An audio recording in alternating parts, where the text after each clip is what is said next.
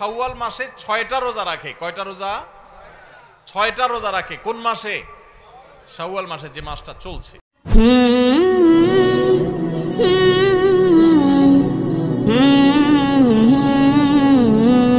তাহলে কি হবে? কানা কাসিয়ামিদ দাহর, তাহলে সে সারা বছর রোজা রাখার সওয়াব পাবে। আপনি 30টা পাইছেন, 30টা রাখছেন, এক মাস রমজান মাসে সওয়াব পাইছেন। সাথে আর শুধু 6টা প্লাস করলে অফার হলো 12 মাস রোজা রাখলে যে পরিমাণ সওয়াব পাইতেন আপনার অ্যাকাউন্টে আল্লাহ সেই পরিমাণ সওয়াব জমা করে দিবেন। তাহলে কোনো বুদ্ধিমান মানুষের শাওয়ালে 6 রোজা রাখা ছাড়া উচিত না। অনেক উলামা একরাম এই হাদিসকে ব্যাখ্যা করেছেন এইভাবে যে আল্লাহ রাব্বুল আলামিন সাধারণত নেক আমলগুলোকে 10 গুণ পর্যন্ত বাড়িয়ে দেন, কোন কোন ক্ষেত্রে আরো বেশি। দানের ক্ষেত্রে 700 গুণ আল্লাহ বাড়িয়ে দেন, কাউকে কাউকে হিসেব ছাড়া দেন। এই যে সাধারণত আল্লাহ তাআলা নেক আমল করলে কয় গুণ বাড়িয়ে দেন? 10 গুণ। কয় গুণ বাড়িয়ে দেন ভাই? 10 গুণ। তো আমরা রমজান মাসে রোজা রাখি, সাধারণত সারা মাস 30 হয় সর্বোচ্চ, কখনো কখনো 29 হয়, 30 বেশি তো আর হয় না। তাহলে 30 হলে 30টা রোজা আমরা রমজান মাসে রাখলাম। আর শাওয়ালে যদি 6টা রাখি তাহলে কয়টা হয়? 36 রোজাকে যদি আপনি 10 দিয়ে গুণ দেন সমান সমান কত হবে?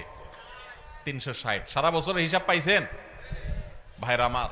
এই জন্য আল্লাহ রাব্বুল আলামিন আমাদেরকে সারা বছর রোজার সওয়াব দিবেন। শুধু রমজান রোজা রাখলে সারা বছর রোজার সওয়াব পাবেন না। রমজানে 30টা রাখতে পারছেন, সাথে আর শুধুমাত্র 6টা যদি প্লাস করতে পারেন এই মাসে, শাওয়াল মাসে, তাহলে এই 6টার কারণে ওই 30টা আর 6টা সব মিলিয়ে আপনি সারা বছর রোজার সওয়াব পেয়ে যাবেন ইনশাআল্লাহ। চেষ্টা করা যাবে না ইনশাআল্লাহ? আল্লাহ আমাদের সবাইকে তৌফিক দান করুন। এই শাওয়ালের 6 রোজা নিয়ে আমাদের মা বোনদের একটা কমন প্রশ্ন আছে, অনেক ভাইদেরও কমন প্রশ্ন আছে। সেটা হলো যে কারোর যদি ভাঙতি রোজা থাকে, কাজা রোজা থাকে, যে গত রমজানে আপনি হয়তো অসুস্থতার কারণে 2টা রোজা রাখতে পারেন না, 4টা রোজা ভাঙা পড়ছে। কোনো মা বোন মাসিকের কারণে তার কয়টা রোজা, 7টা 8টা রোজা বা 10টা রোজা 5টা রোজা তার ভাঙতি পড়ছে। এই রোজাগুলো তিনি আগে রাখবেন নাকি শাওয়ালের 6 রোজা আগে রাখবেন? এটা হলো প্রশ্ন। এই প্রশ্নের উত্তর হলো অবশ্যই রমজানের রোজাগুলো আগে রেখে তারপরে শাওয়ালের 6 রোজা রাখতে পারলে বেশি উত্তম। কারণ নবী সাল্লাল্লাহু আলাইহি সাল্লামের হাদিসে আমরা দেখি তিনি বলেছেন, যে ব্যক্তি রমজানের রোজা রাখলো এরপরে শাওয়ালের 6 রোজা রাখলো তার জন্য ফজিলত হলো সারা বছর রোজা সওয়াব। তাহলে আগে রমজানের গুলো শেষ করে তারপরে শাওয়ালের 6 রোজা রাখতে পারলে বেশি ভালো। কিন্তু যদি কোনো মা বোন বা কোনো ভাই তার মনে হয় যে না, ভাঙতি রোজাগুলো রেখে তারপরে আবার শাওয়ালের 6 রোজা রাখা আমার জন্য কঠিন হবে, গড়ে 10-15টা রোজা রাখতে এক মাসে আমার জন্য চাপ হয়ে যাবে, তাহলে যে কোনো একটা অপশন যদি বেছে নিতে হয় তাহলে আমি বলবো অবশ্যই আপনি শাওয়ালের 6 রোজা, যেহেতু শাওয়ালের পরে আর প্রযোজ্য হবে না, এর সব শাওয়ালের পরে আর পাবেন না, এই জন্য শাওয়ালের গুলো আগে রেখে ফেলেন এবং কাজাগুলো যদি পরে রাখেন ইনশাআল্লাহ আপনি পরিপূর্ণ সওয়াব পেয়ে যাবেন। তবে আগে যদি রমজানগুলো শেষ করতে পারেন সেটা বেশি উত্তম, সেটা বলাই বাহুল্য। তাহলে শাওয়ালের 6 রোজা রাখবো তো ইনশাআল্লাহ।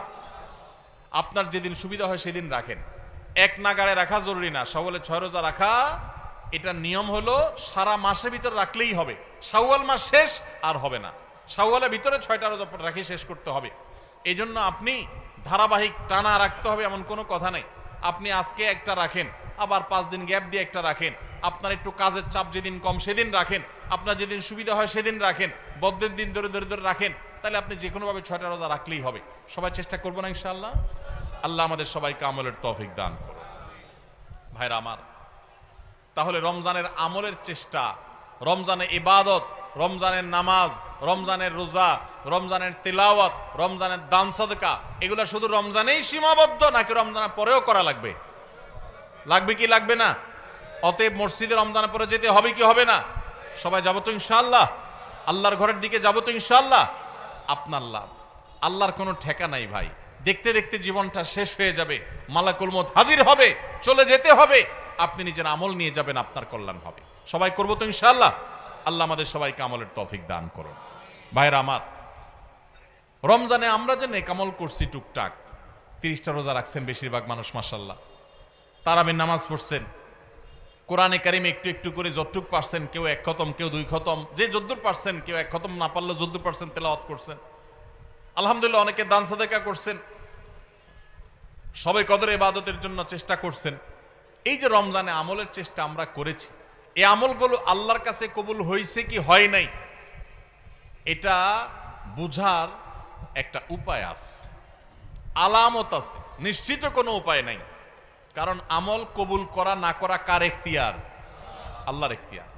শতভাগ পারফেক্টনেস আপনি এনেছেন আপনার কাছে মনে হচ্ছে, তারপর কোনো ত্রুটি থাকতে পারে যেটা কারণে আল্লাহ তাআলা বললেন না আমি তোমার এটা অ্যাকসেপ্ট করলাম না, সে এখতিয়ার আল্লাহর আছে। কিন্তু আমরা যে নেক আমলগুলো করি এগুলো সম্পর্কে ওলামায়ে কেরাম অনেক সালাফ, ইসলামের ইতিহাসের সোনালী যুগের স্বর্ণ মানবগণ, পূর্বসূরীগণ আমাদের, তাদের উক্তি আছে যে কোন কোন আমলের কবুল হওয়ার ব্যাপারে পূর্বাভাস, আলামত এটা জানা যায়। আলামত দেখে সুধারণা করা যায়, নিশ্চিত কোনো গ্যারান্টি নেই কবুল হয়েছে কিনা বলার সুযোগ নেই, তবে অনুমান করা যায়, ধারণা করা যায় যে হয়তো আল্লাহ কবুল করেছেন। তাহলে রমজানে আমাদের আমল ইবাদত কবুল হয়েছে কি হয় নাই সেটা বুঝার যে আলামতটা, সেটা কি বলে দিব আপনাদেরকে? তাহলে একটু মাপে নিলেন যে আপনার আমলটা কবুল হলো কি হলো না, চেষ্টা করলেন, উৎসাহিত হলেন, অনুপ্রাণিত হলেন। বলবো আমি সেটা ভাইরা আমার, সেটা হলো, সে আলামতটা হলো রমজানে যে আমলগুলো করেছেন, শুধু রমজানের জন্য এটা কথা না, সারা বছরের জন্যই প্রযোজ্য। কোনো আমল করার পর সে আমলটা যদি আপনি ধারাবাহিকভাবে করতে পারেন, কন্টিনিউয়াসলি করতে পারেন, বারবার করতে পারেন, একাধিকবার করতে পারেন, ওইটার ধারা যদি ধরে রাখতে পারেন, তাহলে আপনি আল্লাহর ব্যাপারে সুধারণা করতে পারেন আল্লাহ আপনার আগেরটা কবুল করেছেন, এই জন্য পরে আবার করার তৌফিক দিয়েছেন। আল্লাহর কাছে আমল এবং ইবাদতের কবুলের একটা ছোট্ট আলামত এটা, যে আল্লাহ তাআলা রমজানে আপনি ফরজ রোজা রেখেছেন, রমজানের পরে শাওয়ালের 6 রোজা রাখার তৌফিক হয়েছে, সোমবার বৃহস্পতিবার রোজা মাঝে মাঝে রাখার তৌফিক হয়, চাঁদের 13, 14, 15 রোজা রাখার তৌফিক হয়, মাশাআল্লাহ। তাহলে আপনি সুধারণা করতে পারেন আমার রমজান রোজা আল্লাহ কবুল করেছেন, সম্ভবত, নিশ্চিত না, হয়তো আল্লাহ কবুল করেছেন, সেজন্য আমাকে ওইটা আবার নতুন করে করার তৌফিক দিয়েছেন। রমজানে আপনি তারাবির নামাজ পড়েছেন, রমজানের বাইরে 5 ওয়াক্ত নামাজ ধরে রাখছেন, তাহাজ্জুদ মাঝে মধ্যে পড়ার চেষ্টা করেন, হিম্মত করেন, নিয়ত করেন, সুধারণা করতে পারেন আল্লাহ হয়তো আমার রমজানেরটা কবুল করেছেন। কারণ আল্লাহর পদ্ধতি হলো কোন আমল করার পর বান্দা সে আমলটা যদি আল্লাহ অ্যাকসেপ্ট করেন, ওই আমলটা বান্দাকে নিয়মিত করার সুযোগ দেন, তৌফিক দেন। এটা দেখে আন্দাজ করা যায় যে হয়তো আল্লাহ তাআলা আমল কবুল করেছেন। আর রমজানের আমল রমজানেই শেষ, একেবারে প্যাক করে ফেলছেন, আর আমলের ধারে কাছে যান নাই, তাহলে লক্ষণ খারাপ।